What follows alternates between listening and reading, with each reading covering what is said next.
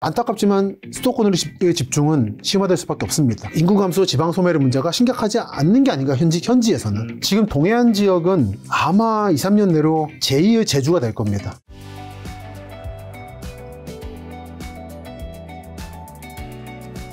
자, 인구 감소와 지역 소멸은 예전부터 일어나고 있던 일이며 반드시 문제라고 볼 수 없다고 책에서 말씀하셨는데, 그럼에도 인구 감소와 지역 소멸이 현재 더 심각한 이슈로 대두된 이유는 뭐라고 보세요? 현재 한국이 분단된 이후에 지금 요즘 논란이 되고 있는 충청, 전라, 경상 쪽 출신 분들이 많이 서울이나 수도권 쪽으로 오셨고, 그리고 이 지역의 정치인들 힘이 세지 않습니까? 약간 인구에 비해서 과다대표되고 있는 경향이 있는데, 그러다 보니까 본인들의 고향이 줄어들고 인구가 줄고 본인들 지역구가 자꾸 통폐합되고 하는 것에 대해서 위기감을 느끼는 것 같습니다.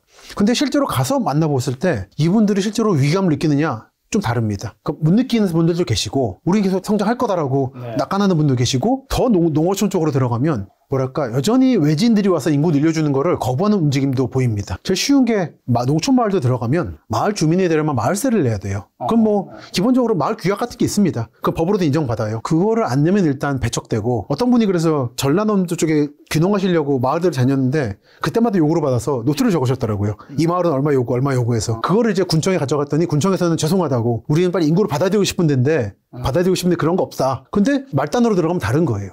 전 여전히 한국 시민들이 인구 감소, 자기 지역 소멸에 대해서 위기감이 전혀 없다 생각합니다. 그래서 조금 더 피부로 느끼는 게 오려면 오래 걸릴 거고, 그 전까지 어떤 의미에서는 인구 감소, 지방 소멸의 문제가 심각하지 않는 게 아닌가, 현지에서는. 그 또 하나는 외국인 분들이 많이 들어와 계십니다. 그쵸, 많이 들어왔죠. 네. 이분들은 이미 그 농어촌이나 지방 도시의 거점 역할을 하고 계세요. 이런 게 있다 보니까 그 인구 감소, 지방 소멸의 체감이 약한 것도 있다, 현지에서는. 그러니까 다시 한번 말씀드리지만, 인구 감소, 지방 소멸을 가장 심각하게 느끼는 분들은 시장님들하고 정치인들인 것 같아요. 국회의원분들. 시민들은 좀 다른 것 같습니다. 자, 그럼 도시들의 인구는 어디가 좀 늘고 어디가 좀 줄어들고 있나요? 그러니까 전체적으로는 고령 인구가 늘어나고 있습니다.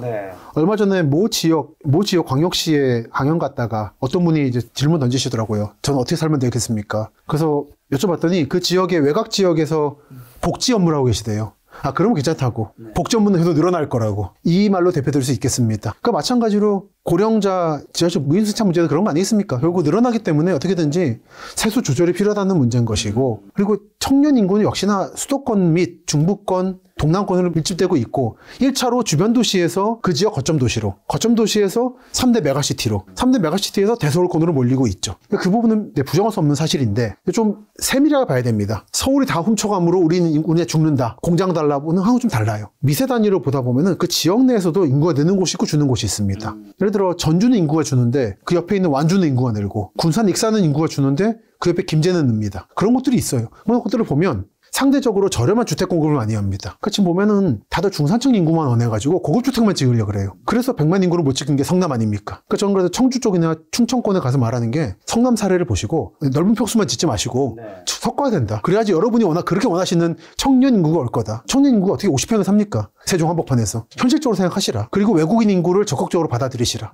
그 지방 단위에 가면 외국인 인구를 반드시 통계에 넣습니다. 그 전라북도 같은 경우는 굉장히 급진적으로 본인들이 인구의 10%에 해당하는 분량의 외국인을 자체적으로 받아들일 수 있는 비자 발급 권한을 달라고, 그 정도로 나가는 상황이라, 아마 지금 요 몇 년 사이에 말해지고 있는 인구 감소, 지방 소멸 문제가 몇 년 뒤엔 또 구조가 바뀔 수도 있습니다. 서울, 인천, 경기 수도권 인구는 서울 인구는 계속 빠지고 있잖아요. 빠지고 수도권 인구는 지금 늘고 있어요. 늘고 있죠. 늘고 있나요? 늘고 있죠. 인천과 경기의 인구가 늘고 있다는 건가요? 특히 경기가 늘고 있죠. 1300만까지 갔죠, 거의.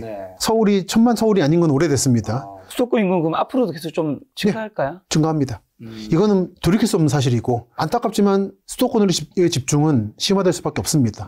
이거는 다른 나라도 마찬가지죠. 미국 같은 데 빼고 어느 정도 규모의 국가에서는, 일본도 도쿄, 오사카가 있는데 도쿄 인구가 너무 집중돼서 어떻게든지 오사카만이라도 살리자는 움직임으로 가고 있거든요. 두 개라도 축이 만들어져야 전국의 주민들에게 선택권이 생긴다는 건데, 그런 의미에서 중부권이 중요하다 보고, 하지만 중부권이 아직 완성이 안 된 상태에서 경기 남부 개발이 지금 하나하나 진행되고 있거든요. 특히 요즘 제가 들여다보고 있는 데가 화성과 평택인데 이쪽이 어마어마한 개발 계획들이 있습니다. 최근에 용인의 반도체 클러스터도 그렇지만, 용인의 동쪽 지역, 사실 거의 지금 안성 다가서 지역을 개발하려는 거거든요, 클러스터는. 그리고 안성도 덩달아서, 그리고 이 라인으로 아까 말씀드렸던 음성 진천 쪽 라인, 충북 지역, 그리고 오송 오창까지 다 준비되고 있어서 택지 개발 산업 단지들이 이쪽에 특산품은 반도체입니다. 만약에 전라남도의 특산품이 쌀이라면 네. 이 수도권의 특산품은 반도체라 이거를 둘러싸고 계속 앞으로 인구가 줄 요인은 없습니다. 그러니까 이거를 인위적으로 막을 수 없을 거예요. 인위적으로 막으면 뭐 어떤 일이 생길 거냐면은 네. 7, 80년대에 시민들이 반지하방에 어떻게 꾸역꾸역 사는 것처럼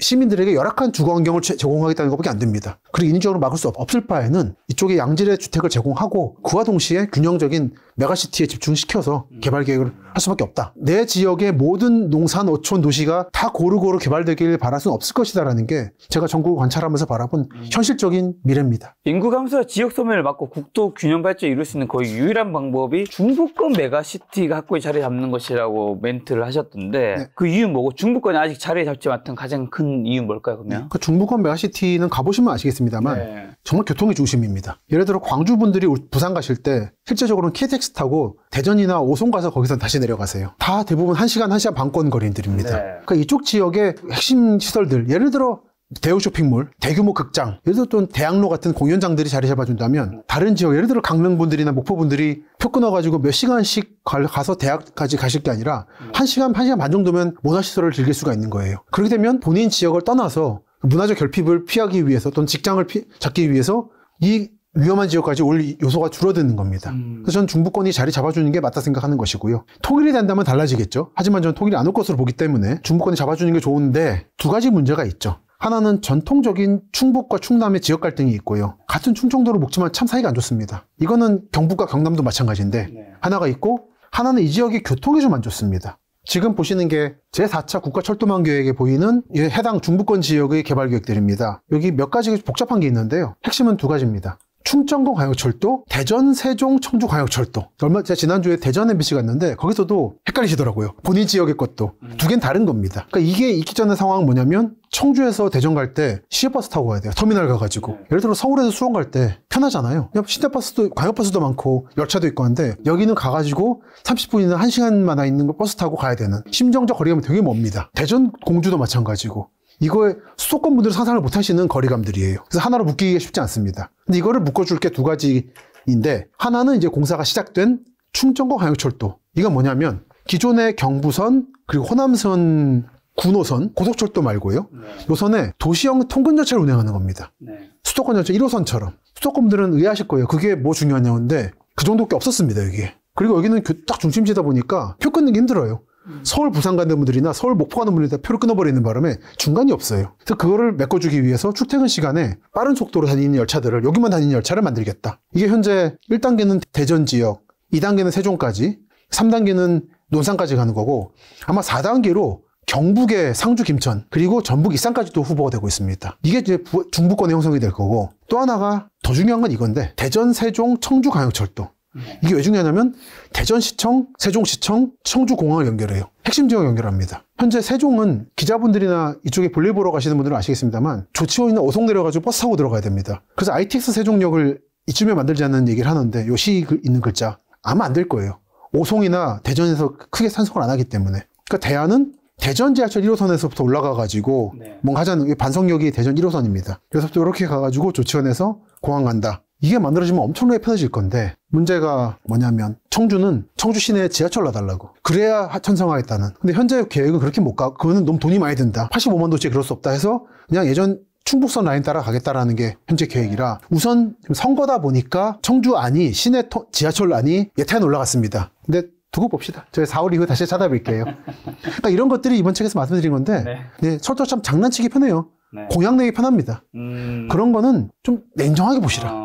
그래서 이런 문제들 어쨌든 제 생각은 이거 역시 지하화에 대한 환상인데 빨리 놓는 게 중요합니다. 뭐든 놓고 그 다음에 추가하는 게 낫지. 이 두 개가 만약에 완성된다면 이쪽 지역은 수도권이나 부산 쪽 분들이 생각하는 것 같은 정말 편한 생활권이 될 거예요. 시내 생활권이 될 거예요. 그러면 아마 이게 중부권의 형성으로 이어질 겁니다. 완성으로 이어질 겁니다. 말씀하신 대 철도 관련 사업을 정치인들이 채택해서 공약으로 만든 경우 그 사업 실현 가능성을 굉장히 보수적으로 검토해야 되는 이유는 뭐라 생각하세요? 돈이 많이 들거든요. 도로 놓는 거에 비해서 몇 배가 들고 특히 지하 구간은 유지 보수비가 많이 듭니다. 이미 한국보다 선진적으로 토목 공사를 했었던 뭐 영국, 미국, 일본 등을 보면 너무 유지비가 많이 들어서 포기하는 사례가 늘어나고 있어요. 터널이라든지 다리라든지. 현재 한국은 보면은 특히 지방 다니시다 보면 사방에 고가도로 놓고 터널 뚫잖아요. 그게 토지 보상비가 적게 들어서 그런 건데 이게 머지않은 미래에 다 세금 용수중으로 돌아올 겁니다. 아마 한국에서도 지방 특히 재정 자립도가 약한 지방 도시들은 국도가 아닌 이상 그런 관리를 포기하는 사례가 생길 겁니다. 그럴 바엔 차라리 지금 토지 보상비를 감수하더라도 지상으로 놓고 그냥 너무 고가하지 말고 하는 게 나을 텐데, 또 지방은 지방의 사정들이 있어서요. 특히 지방은 참 특정 지역은 좀 그러지 않고 토호들이나 유지들이 있는데 이분들이 다 토목입니다. 국가로서도 세금을 뿌릴 때 가장 빠르게 하부까지 가는 방식이 건설이거든요. 그러다 보니까 특히 선거철에는 그런 토목 사업들이 늘 공약이 되죠. 근데 그게 실현되지 않은 가능성이 많고, 예를 들어 지금 남부 내륙선이라고 있습니다. 거제부터 김천까지 가는 라인인데 이거는 하기로 했어요. 근데 지금 예산이 너무 늘어나 버리는 바람에 지금 재검토에 들어갈 거예요. 무산될 수도 있습니다. 그렇기 때문에 알 수 없다라는 거. 그리고 지금 되더라도 이게 여러분들이 사시는 동안에 20년, 30년 내로 다시 세금 영수증으로 돌아올 거다라는 걸 감안하셔서 무조건 건설이 능사는 아니다. 전 그런 것보다 조금 더 실용적으로, 이명박 대통령이 서울시장일 때 정책이 크게 두 개 있었다 생각하거든요. 하나는 청계천 복원이고 그건 토목공사죠. 하나는 교통체계 개편이었죠. 그게 정말 혁신적인 거였는데, 그분께서도 토목 출신이시라 본인이 만든 혁신적인 정책인 교통체계 개편은 말씀 안 하시고 청계천만 계속 말씀하셔가지고 그 후로 많은 전국을 다니다 보면 모든 지자체장들이 다 강파하고 있어요. 그거 해가지고 도지사 되고 싶어 하시고 그러는데, 결국은 특히 윗세대들이 이야기 펴는 게 토목인 거예요. 하지만 중요한 거는 버스 시스템, 대중교통 시스템 개편 같은 거거든요. 근데 그런 거를 정치인분들이, 본인들은 이제 비서가 끈을 참 몰고 다니니까 모르겠지만 시민들은 버스 타고 다니거든요. 그렇죠. 열차 타고 다니고. 그렇죠. 조금 더 체감이 되는 그런 걸 하면 돈도 더 들면서 시민들의 생활에 혁신적으로 편의를 줄 수 있다. 그럼 그분들이 이제 감용차를 안 타고 이제 버스와 지하철로 출퇴근을? 해야죠. 그게 맞는 거죠. 그렇죠. 시민분들을 위해서 일하시는 분들이니까. 최소한 본인이 운전하시라, 자가용하셔도.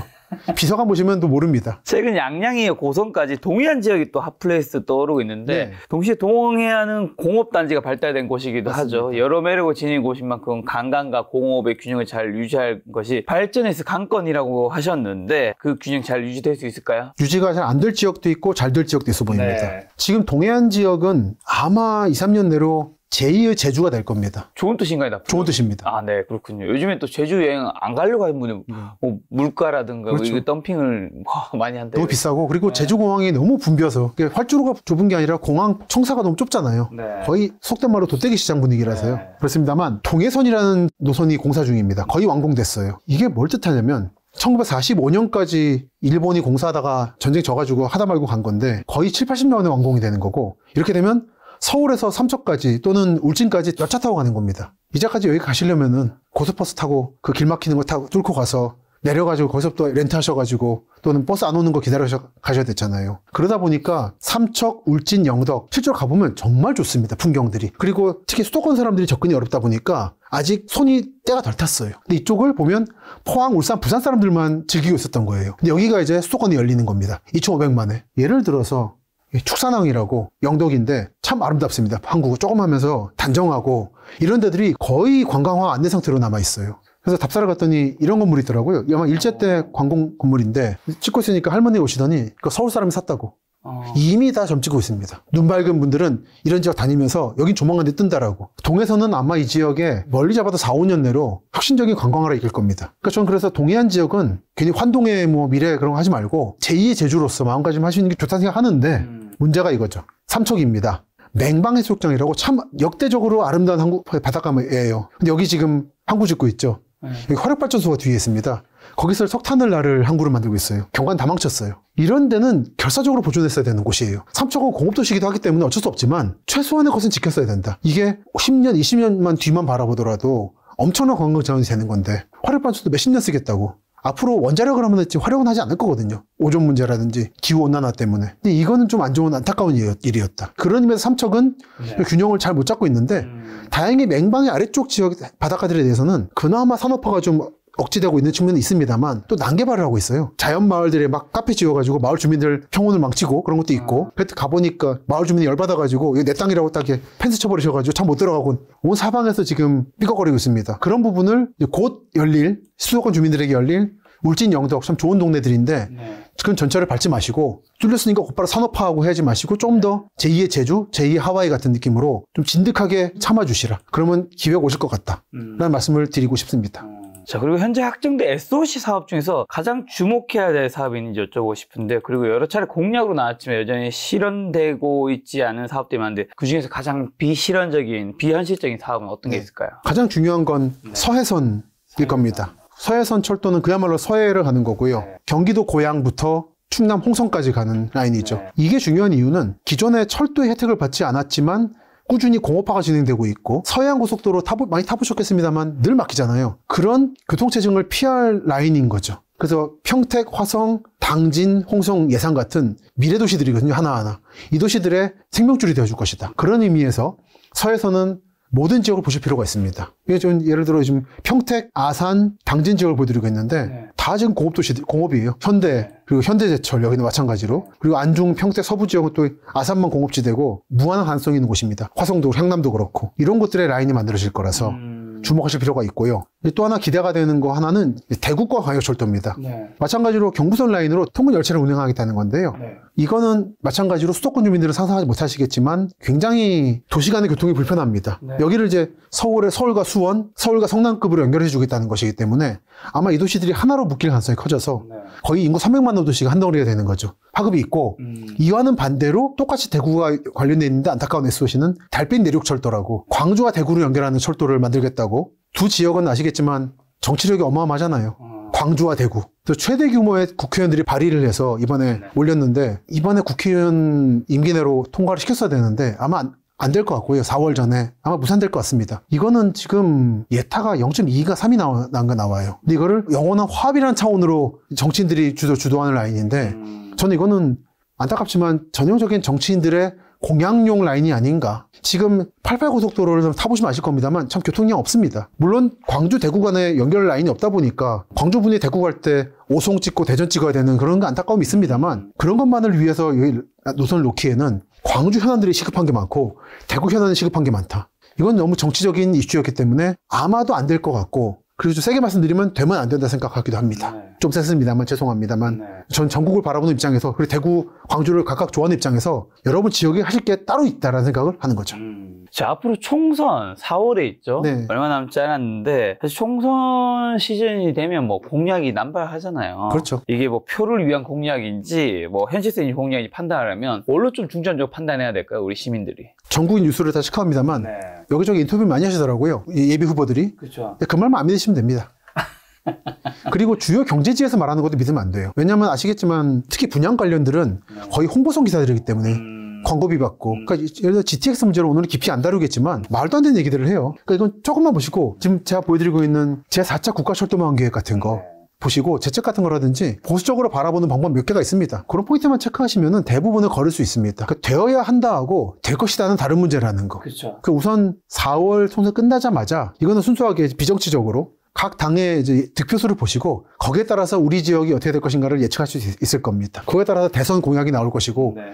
그 한 2, 3년 사이에는 긴 시간이기 때문에 그 사이에 아마 국회의원들의 득표수에 따라서 어떤 공약들은 가능성이 생길 수 있습니다. 정치적인 배려에 따라서. 그런 부분들은 나중에 총선 후에 다시 한번 찾아뵙고 체크를 해보고 싶네요. 지역에 대한 이야기 많이 여쭤봤으니까 좀 이제 수도권 좀 두 가지만 여쭤보려고 하는데요. 네.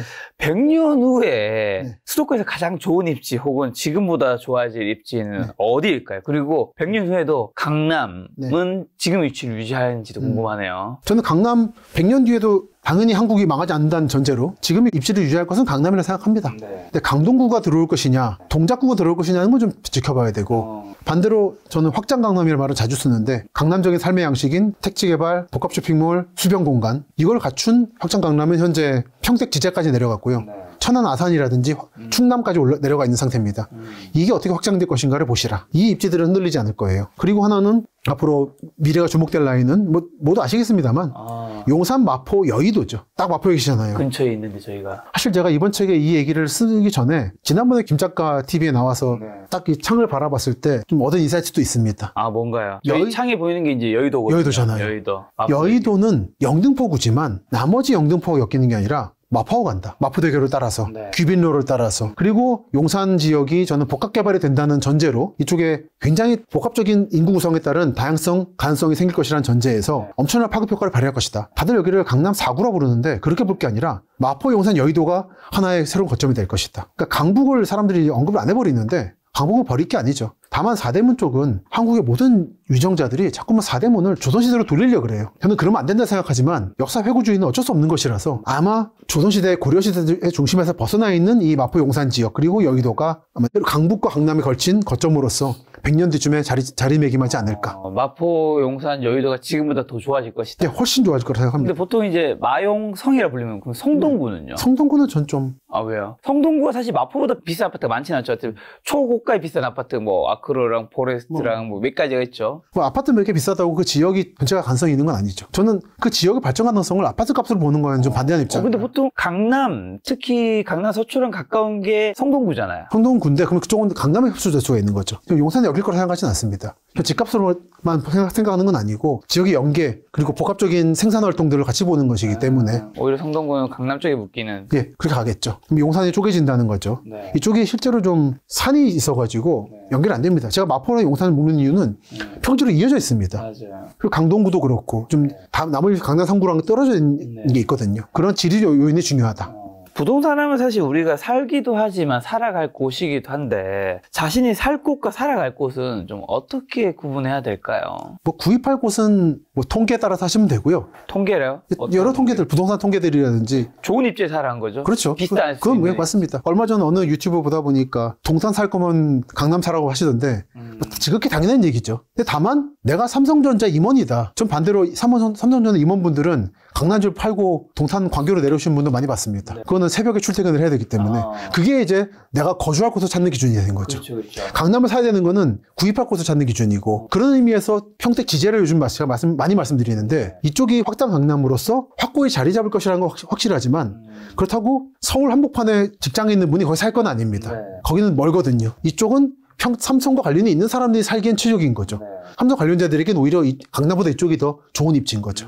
그렇게 남들이 좋다고 말하는 게 아니라 나의 케이스를 구체적으로 판단하고 고려하시면 된다는 거죠. 어떻게 보면 이제 박사님은 사실 투자자는 아니시잖아요. 아니죠. 이제 부동산 이쪽을 이제 다른 쪽이 전문가이신 건데 궁금한 게 저는 이제 많은 사람들이 부동산은 투자를 하는 게 아니야. 이거 잘못된 거야. 왜 재테크 생각해? 어떤 분들은 이제 그걸 가지고 이제 이거는 투자로 보는 것 자체가 잘못되었다. 이건 집은 사는 곳이라 얘기하는데 저는 뭐 이제 여러 가지 콘텐츠를 찍고 하다 보니까 드는 생각은 집은 사는 곳이긴 맞긴 한데 어쨌든 세상이 여기를 재테크로 보고 있으면 내가 그걸 받아들이고 어쨌든 미래에는 지역도 소멸되고 인구도 소멸되면서 핵심지가 더 뜨고 아닌 곳은 위험해질 수 있으니까 내가 사는 곳과 내가 살아가는 곳은 좀 이제 구분하는 시대가 벌어질 수도 있겠구나 라는 생각을 하는데 그걸 좀 인정해야 되고 받아들여야 될까요? 어떻게 생각하세요? 자본주의 사회에서는 자기 자신도 상품화시키는데 제가 사는 집을 왜 상품화시키면 안 되겠습니까? 되게 좋은 멘트시네요. 저는 자본주의 사회는 그러니까 나도 상품인데 사실 나 스스로 상품 아닙니까 지금?